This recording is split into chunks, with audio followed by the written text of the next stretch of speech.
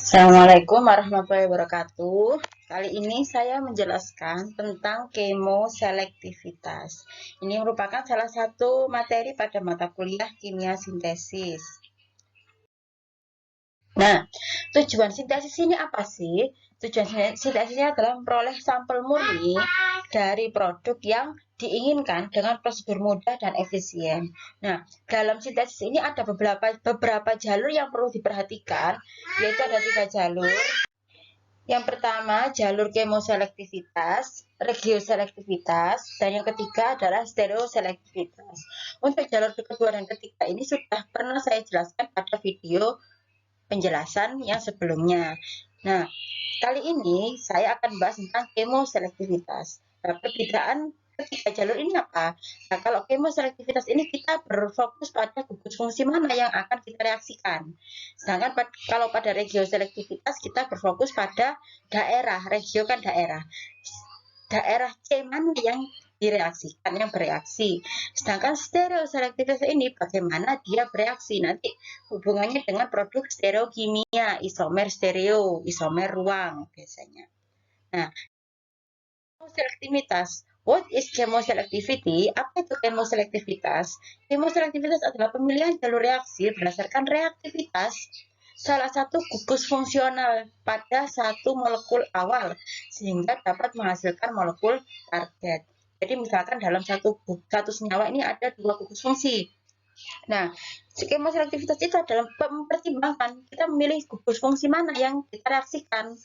Nah, kita mau mereaksikan di gugus fungsi A. Jadi bagaimana gugus fungsi B ini dia tidak bereaksi? Kita menggunakan reagen apa supaya gugus fungsi B tidak ikut bereaksi, hanya gugus fungsi A saja. Itu yang kita sebut dengan kemoselektivitas. Jadi bagaimana cara kita memilih reagen supaya gugus fungsi yang kita harapkan bereaksi itu yang bereaksi dan gugus fungsi yang lainnya tidak ikut bereaksi. Nah, dalam sintesis, masalah kemoselektivitas ini seringkali ditemukan. Jadi, misalkan molekul yang akan direaksikan ini mengandung 2 gugus fungsi yang reaktif. Nah, hanya menginginkan salah satu dari kedua gugus fungsi tersebut. Tadi yang seperti yang saya ceritakan, kita hanya mau gugus A saja yang bereaksi, bukan gugus B. Maka, kita perlu menentukan reagen jalur sintesis mana yang tepat. Jadi kemoselektivitas ini adalah faktor penting yang harus dipertimbangkan. Nah, di sini menurut Phil S. Baran pada tahun 2019, jadi kemoselektivitas ini karena tadi ya, sangat pentingnya kemoselektivitas ini disebut sebagai the mother of invention in total synthesis. Jadi ini merupakan suatu induknya. Nah, ini jadi pemikiran utamanya dari sini. Jadi ini contohnya di sini. Tadi di sini ada satu senyawa ya, ini senyawa. Nah, senyawa ini punya 2 gugus fungsi yang sama. Di sini ada C karbonil dan ini juga ada C karbonil. Ini berupa gugus aldehid, yang sebelah kiri ini berupa gugus ester. Nah, saya mau melakukan NAB, melakukan reduksi terhadap gugus aldehid saja. Yang ini jangan sampai ikut reduksi. Maka saya gunakan gugus NaBH4 sehingga aldehid ini tereduksi menjadi alkohol. Itu jadi pentingnya penentuan ini, pentingnya penentuan reagen ini.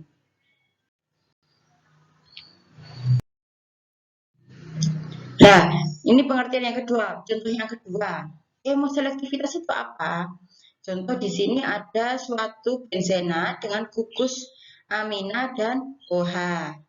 Ini adalah kalau kita sebut biasanya hidroksil anilin.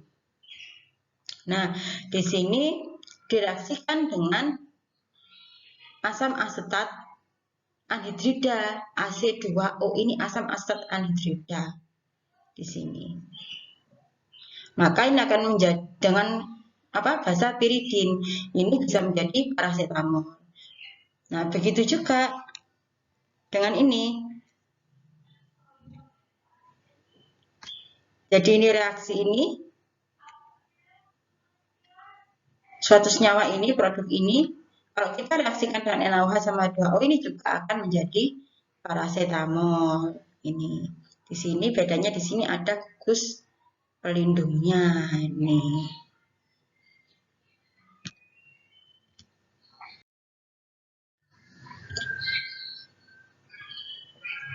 Nah, contoh lagi ada reaktivitas relatif, reaktivitas yang hampir sama, yang relatif antara dua gugus fungsi yang berbeda seperti NH2 dan OH.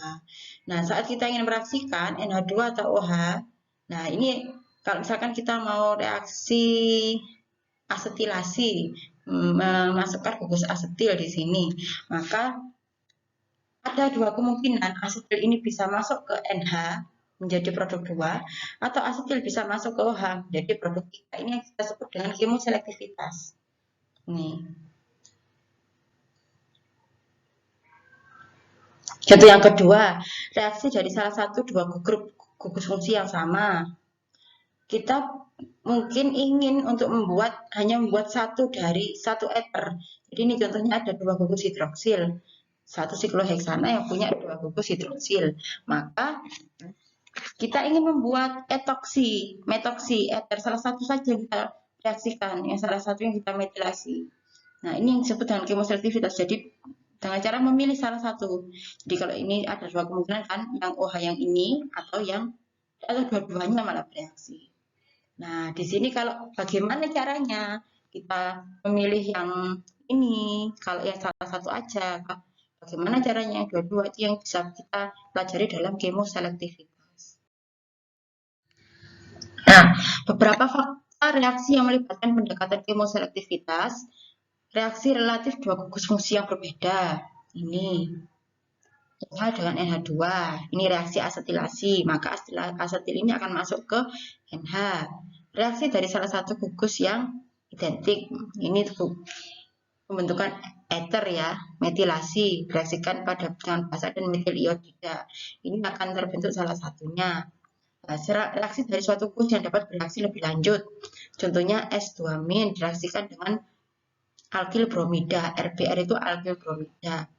Nah, di sini yang diinginkan kita adalah RS-. Tapi kalau ini tidak kita pisahkan dengan RBR, RS- ini akan bereaksi lagi dengan RBR bentuk RSR.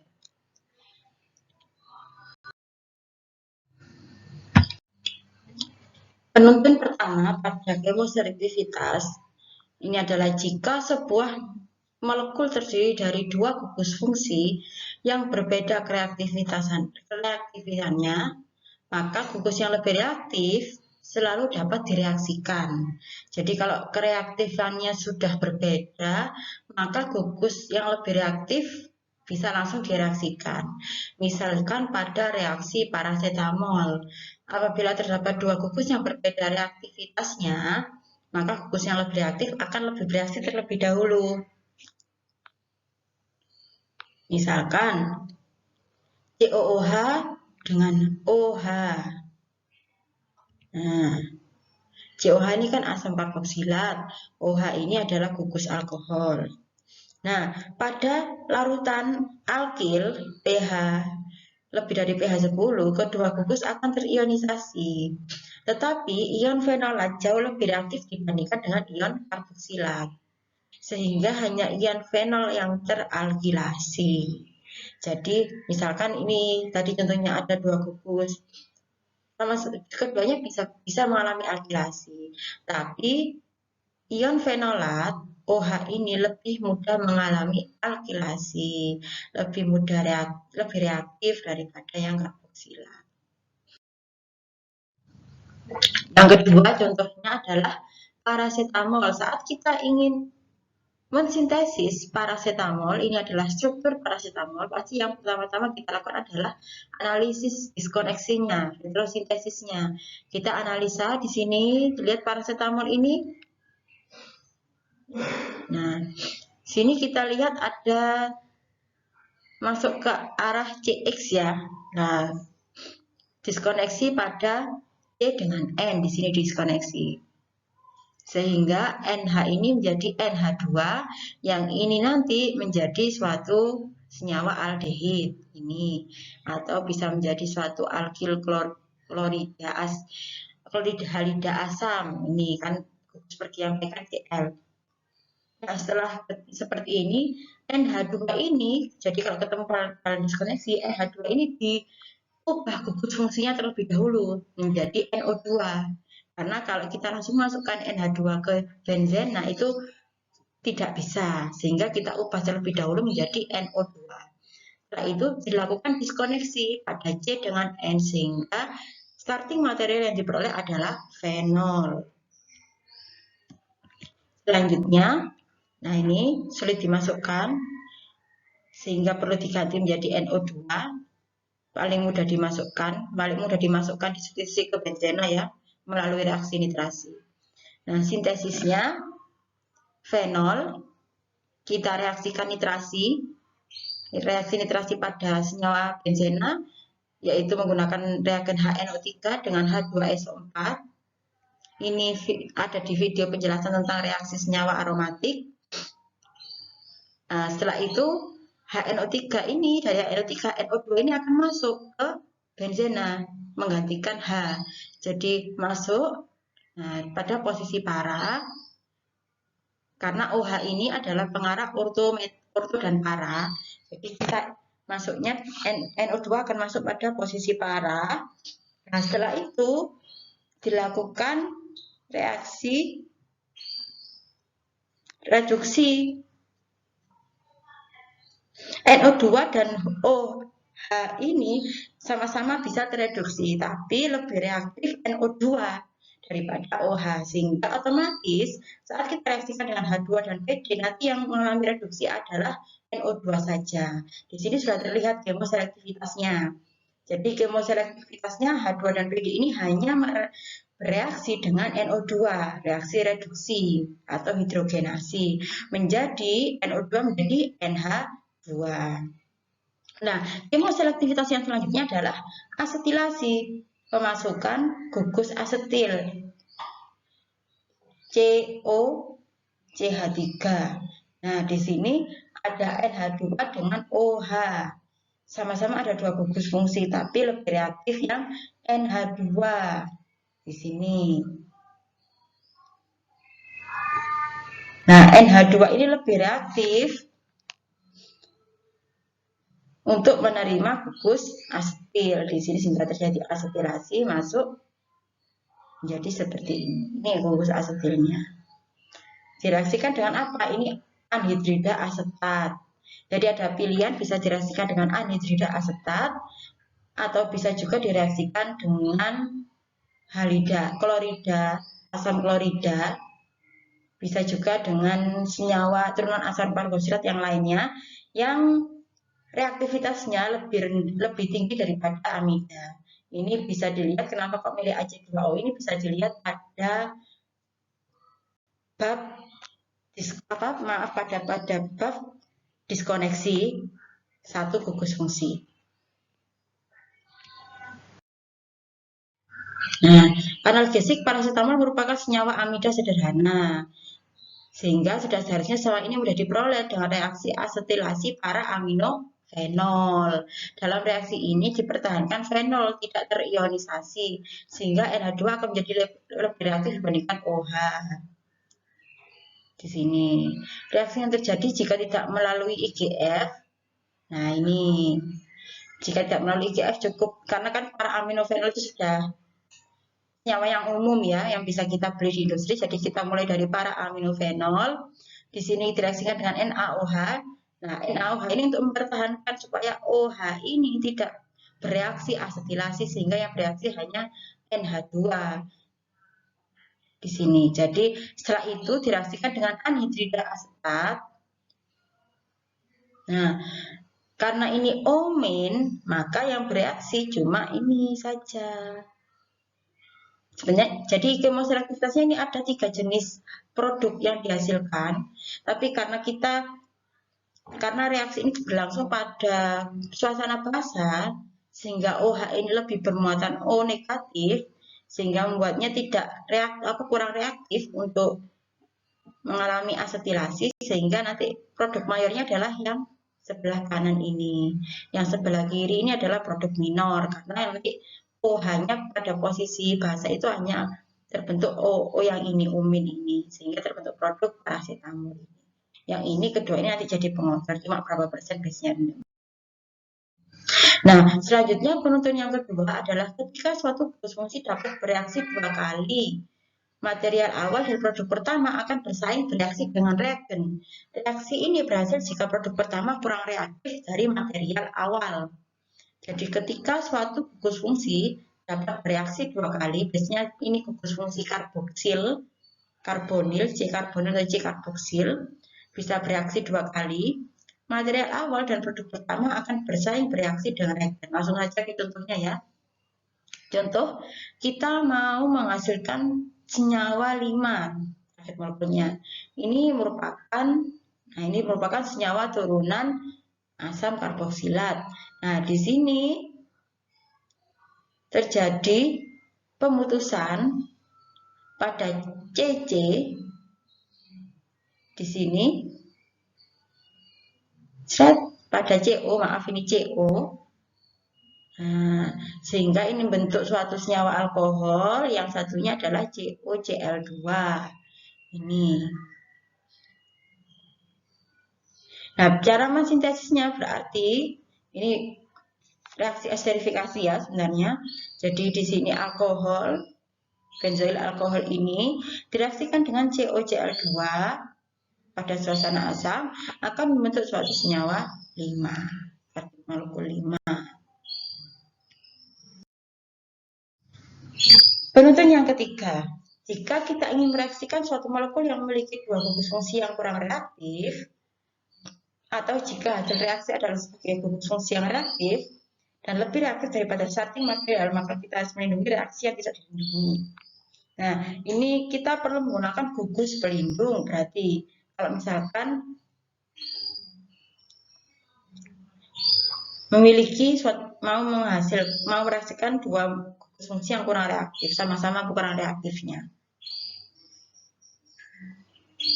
Nah, contoh di sini asam amina di sini contohnya merupakan salah satu penyusun protein, punya 2 gugus fungsi COOH dan gugus NH2, di mana gugus NH2 lebih reaktif dibandingkan gugus COOH. Apabila kita menginginkan gugus COOH yang bereaksi, maka gugus NH2 ini harus dilindungi. Karena kan gugus NH2 ini lebih mudah bereaksi sebenarnya daripada COOH. Nah, kalau kita ingin mereaksikan COOH, maka kita beri perlindungan pada NH2 ini. Nah, nomor 4 ini adalah senyawa yang digunakan sebagai gugus pelindung untuk gugus NH2. Nah, gugus pelindung ini yang senyawa 4 ini dapat bereaksi 2 kali dengan gugus amino. Tetapi produk pertama, produk ke-7 ini kurang reaktif karena lebih terkonjugasi dibanding dengan senyawa 4, sehingga gugus pelindung ini tidak bereaksi 2 kali.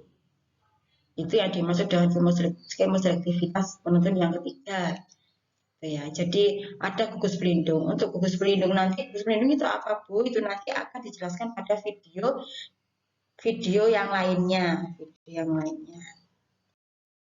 Reaksi mulai dari analisa diskoneksi ini senyawa kaptodiamina. Jadi reaksi silakan merangkum sintesis senyawa kaptodiamina mulai dari analisa diskoneksinya sampai kepada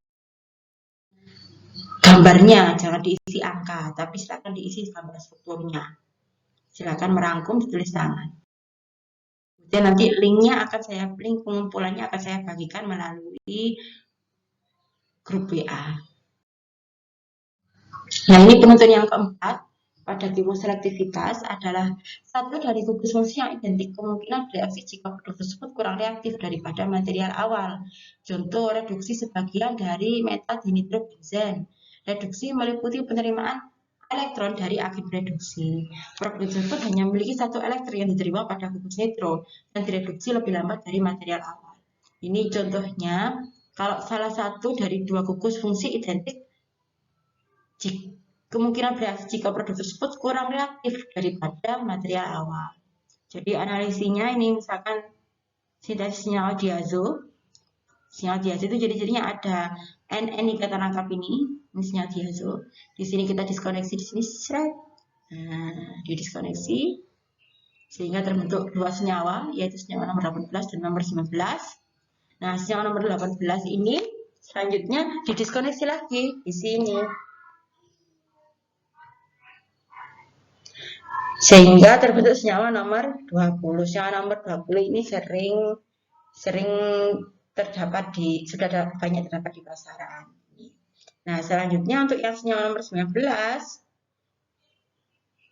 Nah, ini masuk ke diskoneksi NN. Ini diskoneksi diazotisasi. Nanti masuk ke situ.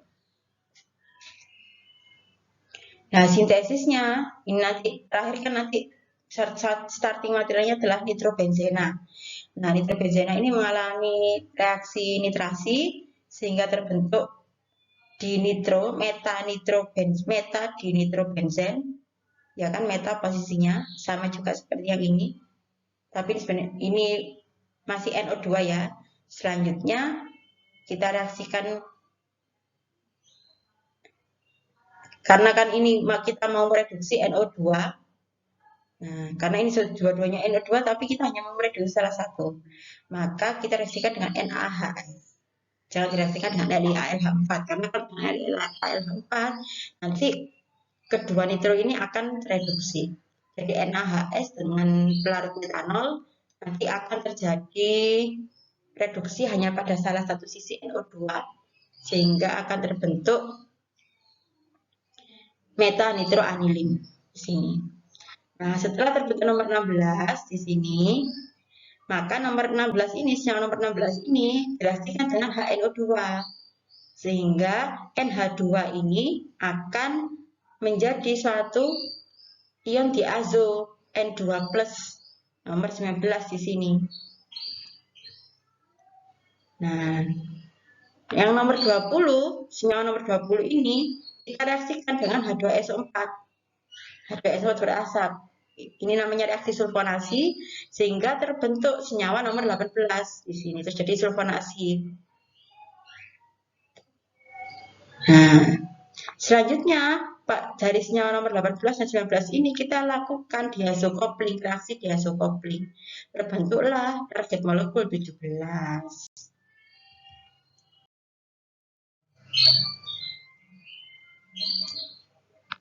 Penuntun kelima, yaitu satu di antara dua gugus fungsi yang identik kemungkinan bereaksi dengan reaksi ekuivalen menggunakan efek statistik. Ini contohnya nomor 21, ini suatu diol. Jika direaksikan dengan silen dan natrium, maka akan terjadi intermediate OH. Ini adalah salah satunya adalah O-. Jadi ini karena ini kan identik ya gugus fungsinya OH dengan OH. Jadi satu di antara dua gugus fungsi yang identik kemungkinan bereaksi dengan reaksi ekuivalen menggunakan efek statistik. Jadi Na dengan silen ini hanya bisa mampu mereaksikan satu OH sehingga satu OH saja yang bereaksi, yang satunya tidak. Itu yang dimaksud dengan efek statistik. Jadi O- ini selanjutnya bereaksi dengan ETBR sehingga terbentuk OET. Ini yang dimaksud efek statistik ini ya. Jadi ada Na direaksikan dulu dengan Na dan silen. Selanjutnya penuntun ke-6, metode yang lebih baik dengan dua gugus yang identik dengan menggunakan turunan yang hanya dapat bereaksi satu kali. Salah satunya yang penting adalah anhidrida siklik yang direaksikan dengan nukleofilik. Nukleofilik nomor 4, produknya tidak lama, reaksi berikutnya dapat dipertahankan perubahannya. Contoh anhidrida siklik ini anhidrida siklik. Maaf, ini dikarboksil. Reaksi dengan anhidrida membentuk anhidrida siklik. Anhidrida siklik ini membentuk saat reaksi dengan metanol akan terjadi pemecahan, yang mana yang satunya jadi pemecahan ya, yang Me-nya ini akan masuk ke COO yang satunya, sedangkan H ini akan masuk ke COO yang satunya. Ini yang dimaksud dengan kemoselektivitas pada penuntun ke-6 ini. Nah, selanjutnya senyawa nomor 24 ini kalau kita reaksikan dengan SOCl2, maka yang reaksi yang hanya bisa bereaksi adalah COOH karena OMe metoksi adalah gugus pergi yang jelek. Nah, H ini kan lebih mudah disingkirkan daripada OME karena lebih besar. Sehingga terbentuklah senyawa nomor 25.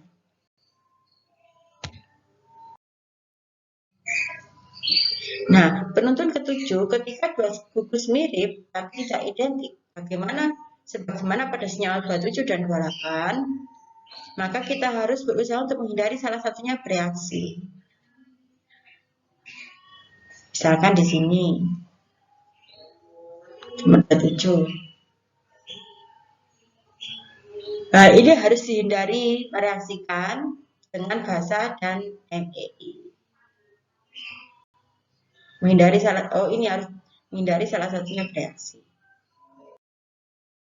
Sekian penjelasan dari saya. Selanjutnya untuk kemoselektivitas ini masih ada video lanjutan. Kemoselektivitas ini adalah terkait gugus pelindung. Terima kasih. Assalamualaikum warahmatullahi wabarakatuh.